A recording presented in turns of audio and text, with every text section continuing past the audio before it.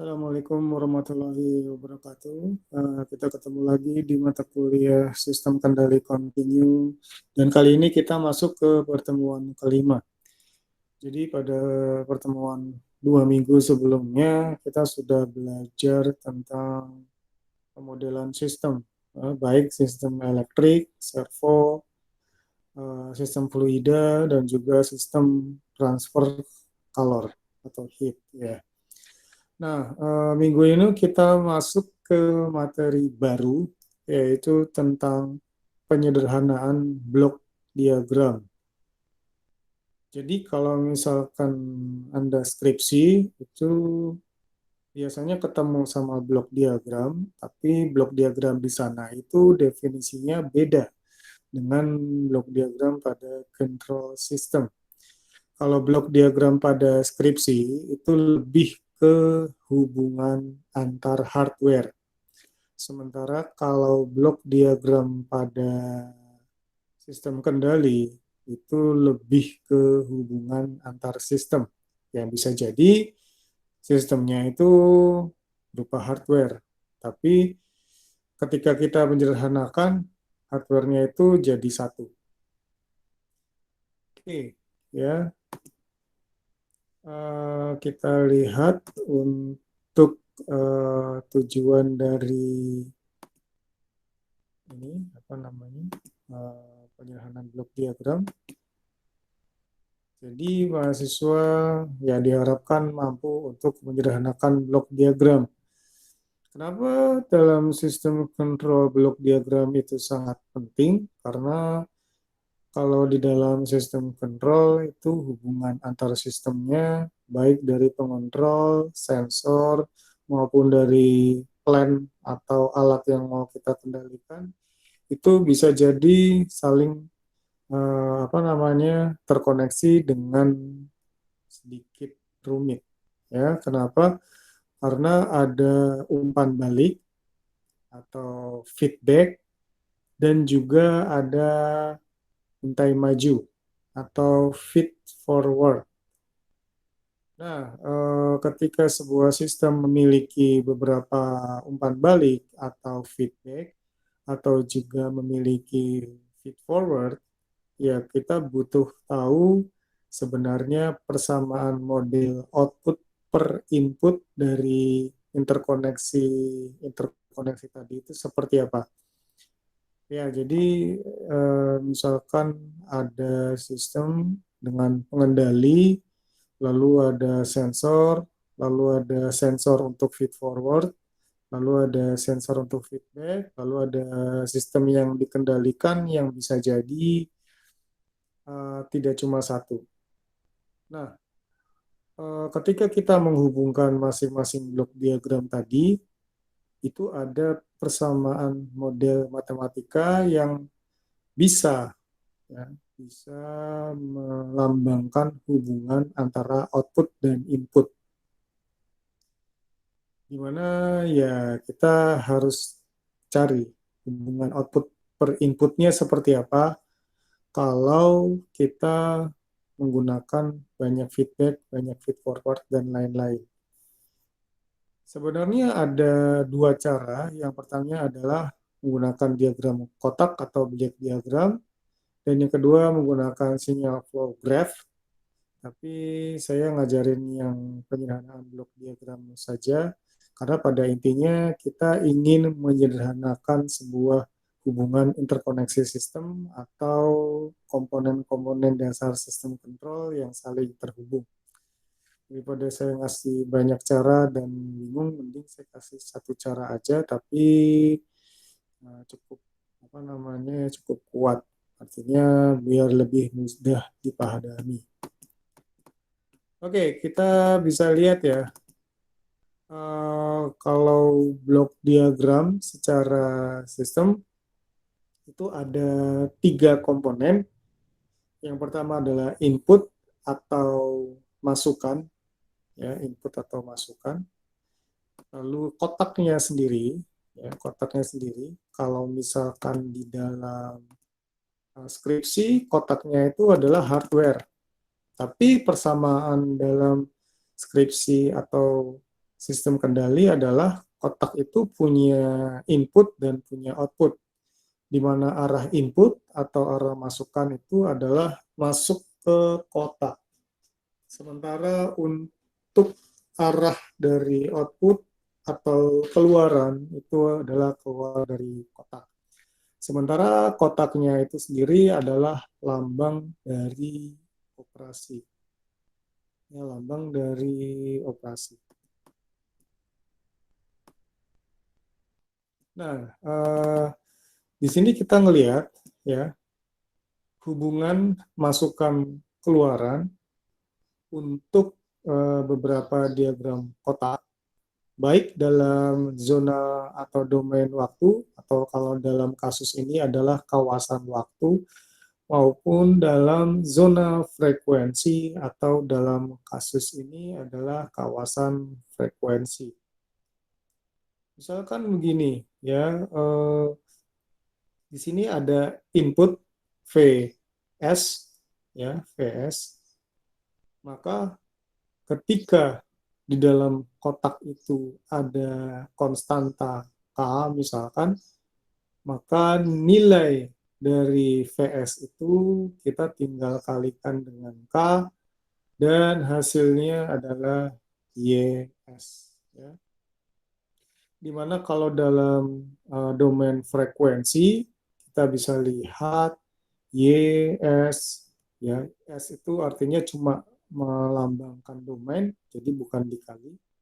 Jadi Y dalam domain S itu sama dengan K dikali V, di mana V-nya adalah domain S.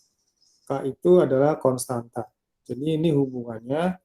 Kalau dikali berarti ya panahnya terhubung ke pengali, lalu outputnya adalah hasil kali dari input atau masukan dengan nilai di dalam blok.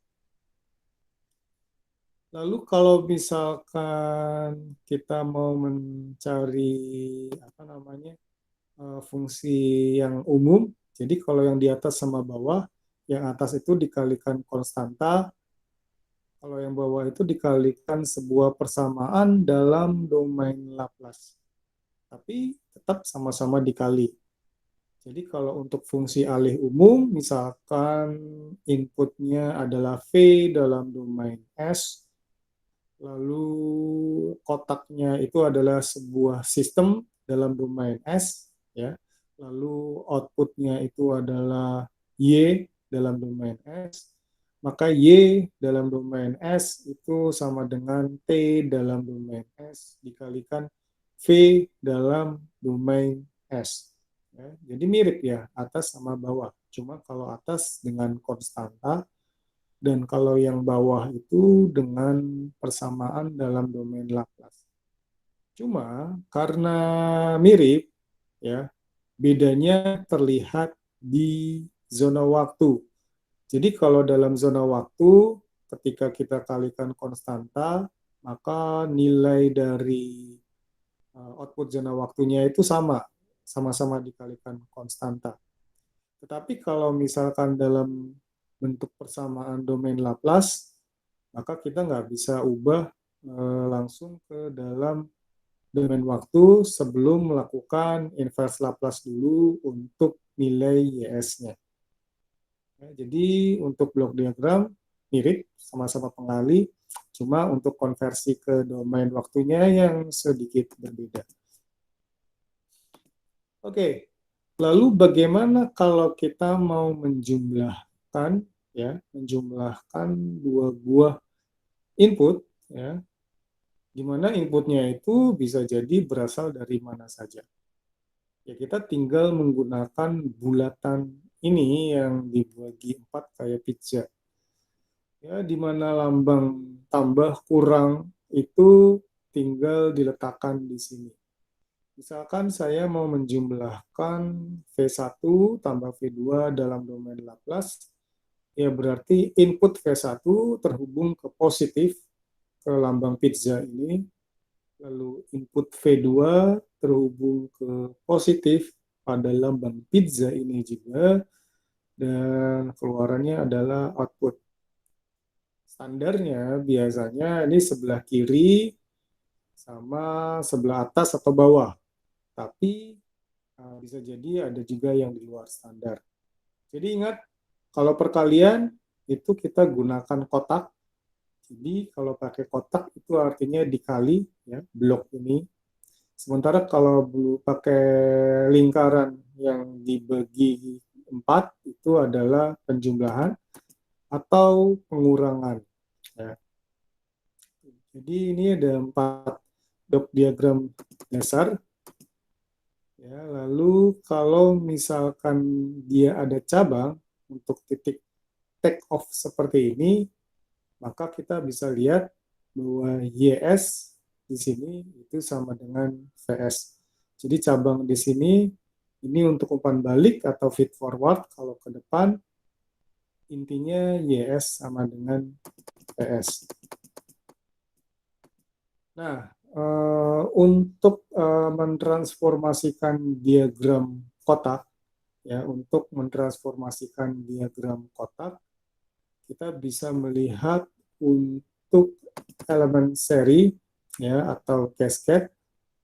Misalkan pada gambar 53A itu ditunjukkan suatu diagram kotak yang terdiri dari 2 elemen yang dihubungkan secara seri atau cascade. Ya, jadi kita bisa melihat W sama dengan G1 kali V dan Y sama dengan G2 kali W, sehingga diperoleh Y sama dengan G1 G2 V. Dan semuanya dalam domain Laplace. Kita lihat di sini. Ini ya. Jadi ini contoh elemen seri atau cascade. Jadi di sini ada input V dalam domain S, dia masuk ke blok G1 dalam domain S, lalu output atau keluaran dari G1 adalah W, ya, dalam domain S, lalu dia jadi input untuk blok G2 dalam domain S, dan outputnya adalah Y. Ingat di sini, itu Y per V itu G1 dikali G2, bukan G1 dikali W kali G2. W itu adalah V dikali G1. Y sama dengan G2 dikali W. Jadi kita bisa lihat langsung kalau Y sama dengan V dikali G1 dikali G2. Ya, ingat ini tidak di dalam kotak, berarti nggak dikalikan, tapi itu adalah hasil dari operasi perkalian. Oke, jadi kalau misalkan diserikan 3, ya udah berarti kita tinggal mengalihkan 3 diagram blok atau 3 persamaan dalam kotak untuk mencari hubungan output dan inputnya. Oke, lalu bagaimana kalau paralel? Ya, seperti ini. Kita bisa lihat di sini, kalau Y itu sama dengan G1 dikali VS plus minus, ya, karena di sini tandanya plus minus, G2 dikali VS. Nah, kalau disederhanakan, blok diagramnya jadi seperti ini.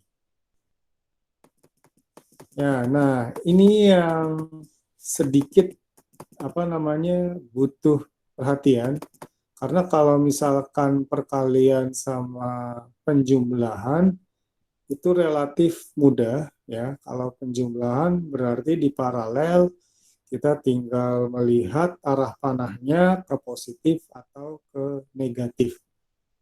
Kalau perkalian berarti di seri dan kita tinggal mengalih-alihkan nilai yang ada di dalam kotak. Tapi bagaimana kalau umpan balik? Ya, kita lihat ini persamaan umpan balik. Ya. Ini adalah umpan balik. Mungkin definisi yang paling penting dari bentuk seperti ini adalah kapan kita tahu bahwa sebuah sistem itu umpan balik. Ya, sebuah sistem itu umpan balik kalau dia balik ke belakang. Jadi misalkan ini udah di depan, lalu dia balik lagi ke belakang dan di sini ketemu sama lambang pizza ini. Ini berarti apa namanya, umpan balik ya. Nanti kalau misalkan panahnya ke depan dan dia ketemu sama di sini dengan lambang pizza, itu bukan umpan balik atau bukan feed forward, bukan feedback, tapi itu adalah feed forward. Nah, kalau ke belakang kayak gini, ini adalah umpan balik. Dan untuk sistem control atau sistem kendali continue, baik discrete ataupun otomatis atau continue, umpan balik itu wajib. Artinya hampir atau semua sistem kendali otomatis itu pasti ada umpan baliknya. Fungsinya apa? Umpan balik itu untuk membandingkan nilai output dengan nilai set point. Jadi nilai output itu diharapkan sama dengan nilai set point. Kalau misalkan kita ingin temperatur dari AC 22 derajat Celcius, maka ada sistem umpan baliknya yang mengukur suhu keluaran AC dan dibandingkan dengan set point. Lalu setelah dibandingkan, baru masuk ke pengendali. Makanya saya bilang pengendali otomatis itu selalu ada umpan baliknya. Jadi persamaan diagram blok untuk umpan balik itu wajib tahu. Ya. Tapi untuk apa namanya, untuk bisa menyelesaikan umpan balik atau enggak, ya kita harus tahu kapan sebuah blok itu dianggap sebagai umpan balik atau bukan. Ya, ini contoh umpan balik yang simple. Ya, jadi di sini ada VS, biasanya itu adalah set point, lalu ada ES, itu adalah perbedaan hasil set point dengan apa yang terukur oleh sensor. Ya, jadi E itu error, perbedaan antara set point dengan keluaran sensor. Keluaran dari ES itu biasanya masuk ke pengendali, masuk ke sistem. Ya, tapi di sini disimpelkan menjadi G saja. Keluaran atau output dari G adalah Y, di mana Y itu diukur oleh sensor HS dan diumpan balikan menjadi FS untuk dibandingkan nilainya dengan V. Oke, lalu bagaimana fungsi persamaan matematikanya? Sebenarnya ini ada turunannya, cuma biar mudah saya lihat aja. Untuk output per input dalam bentuk umpan balik seperti ini, ya, karena E sama dengan V plus minus F, tergantung dari tanda positif negatifnya, Y sama dengan GE, dan F sama dengan HY, ya, maka kita akan dapat persamaan Y sama dengan GV per 1 plus minus GH. Di mana nilai plus, hati-hati di sini, nilai plus itu kalau umpan baliknya negatif. Jadi jangan kebalik. Jadi kalau misalkan di sini minus, ya, misalkan F masuk ke minus atau pengurang, maka umpan baliknya adalah G per 1 tambah GH. Ya, jadi Y per V sama dengan G per 1 tambah GH. Kalau ini negatif. Kalau positif, umpan baliknya adalah G per 1 min GH. Jadi hati-hati ya. Kalau tadi penjumlahan pengurangan itu sesuai dengan apa yang ketemu sama outputnya. Kalau ketemu positif atau tambah dijumlahin, kalau ketemu min atau kurang, dikurangin.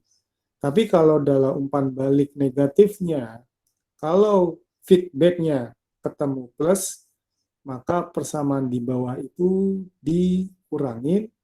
Kalau ketemu min, persamaan di bawah itu dijumlahkan.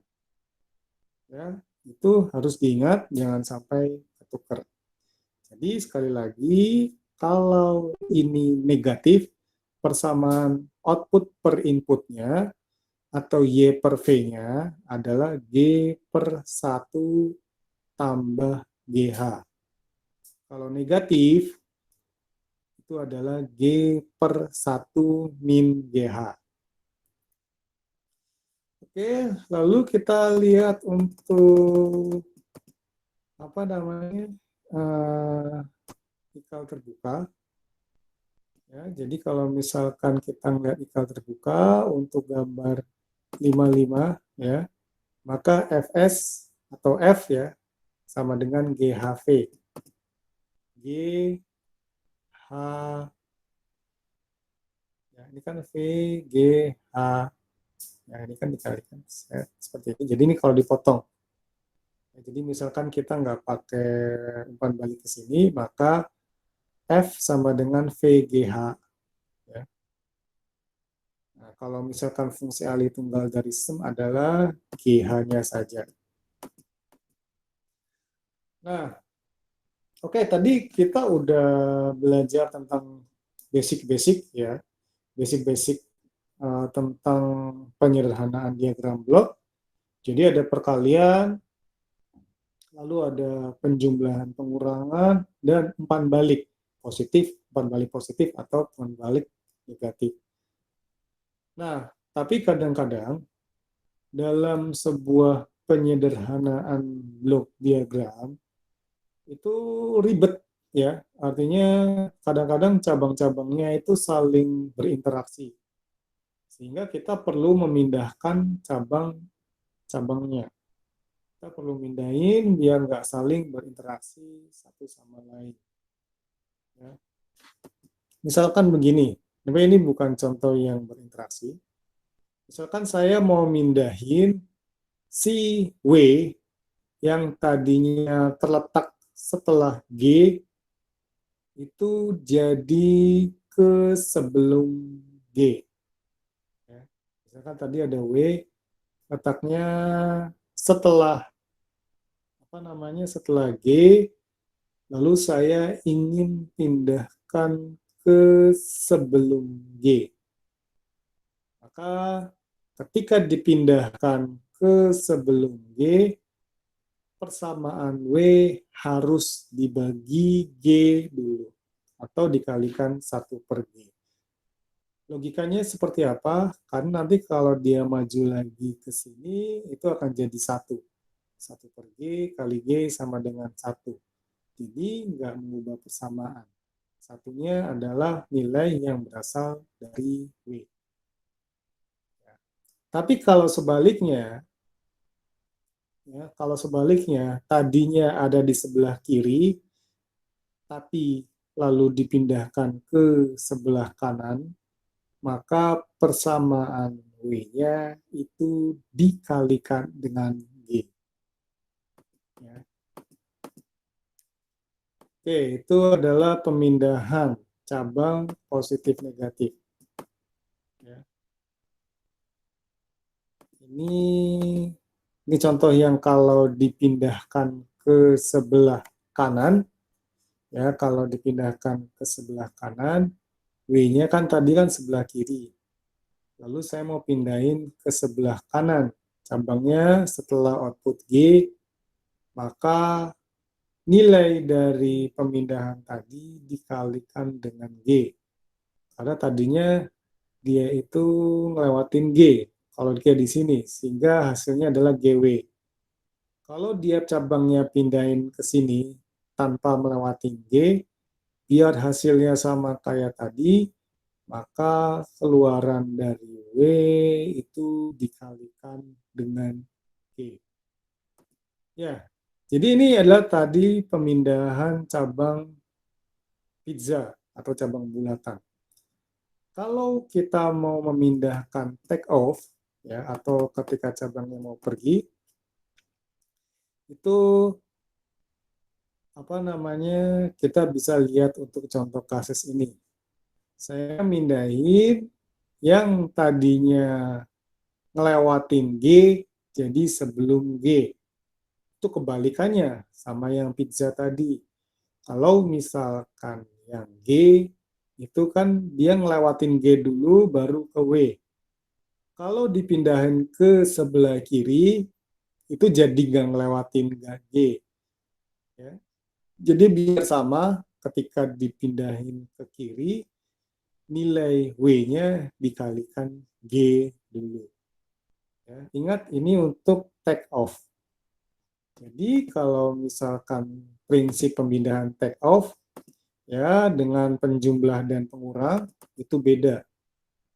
Kalau take off dipindahin ke sebelah kiri ya, itu nanti dipindahin ke kalau dipindahin ke sebelah kiri itu dikali, kalau dipindahin ke sebelah kanan itu dibagi kalau take off. Kalau penjumlahan pengurangan pindahin ke sebelah kiri ya, pindahin ke sebelah kiri itu tadi contohnya seperti ini ya, pindahin ke sebelah kiri itu dibagi, pindahin ke sebelah kanan jadi dikali. Jadi kebalikannya. Oke, kita lihat langkah-langkah untuk menyelesaikan blok diagram. Ya, yang pertama adalah menuliskan semua persamaan yang menggambarkan kelakuan dinamis dari tiap-tiap komponen. Terus yang kedua adalah mencari Laplace dari persamaan tersebut. Yang ketiga, menyatakan persamaan Laplace dalam bentuk kotak. Dan yang keempat itu adalah menyusun semua elemen dalam diagram blok secara lengkap. Biasanya kita sudah ngelakuin 1 sama 2. Jadi kalau dalam soal tentang blok diagram itu sudah dalam bentuk Laplace. Nah, kita tinggal sederhanakan. Nah, contohnya di sini ada rangkaian RC yang mau dibuat ke dalam diagram kotak. Maka persamaannya I sama dengan E input atau tegangan input dikurangi tegangan output dan R. Ya, dan R di sini. Jadi tegangan input dikurangi tegangan output dibagi R. Sementara tegangan output itu sama dengan integral I dt. Ya, jadi kita bisa buat penyederhanaan blok diagramnya seperti ini. Untuk I dan N0 itu dibuka dengan 1/CS, ya, karena itu untuk integral berarti dibagi S atau dikali 1/S. Sementara untuk E ke I itu adalah 1/R. Ya, jadi nanti bentuk diagramnya seperti ini. E input dikali 1/R itu adalah I, dikali 1/CS adalah E output. Ya, hasilnya jadi seperti ini. Ya, jadi menggunakan kalkulasi Laplace ini, itu diagram kotaknya akan seperti ini. Ya. Oke, mungkin saya tambah lagi. Itu sebenarnya ada di LMS. Ya, ada di LMS. Saya lihat dulu.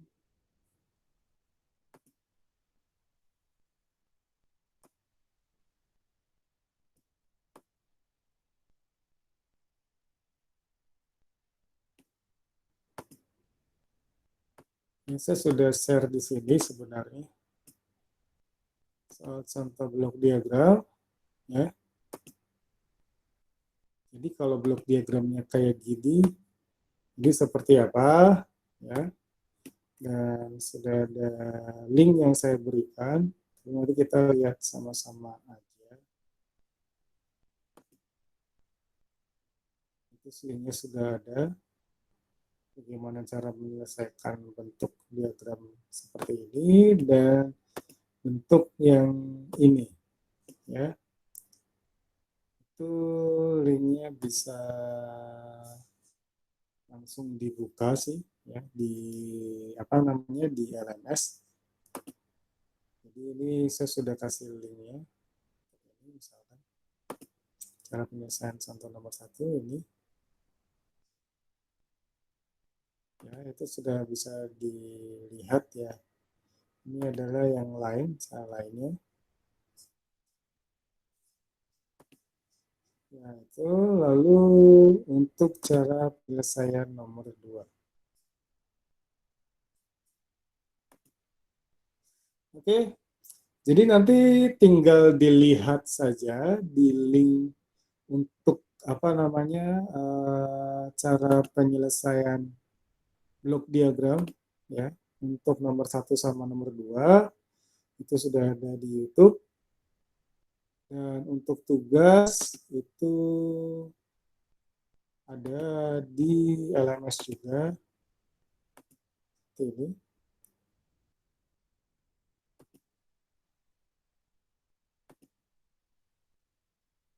Ya, tugasnya itu bisa dikerjakan, bisa lihat contoh di soalnya karena mirip. Oke, sampai sini ada pertanyaan?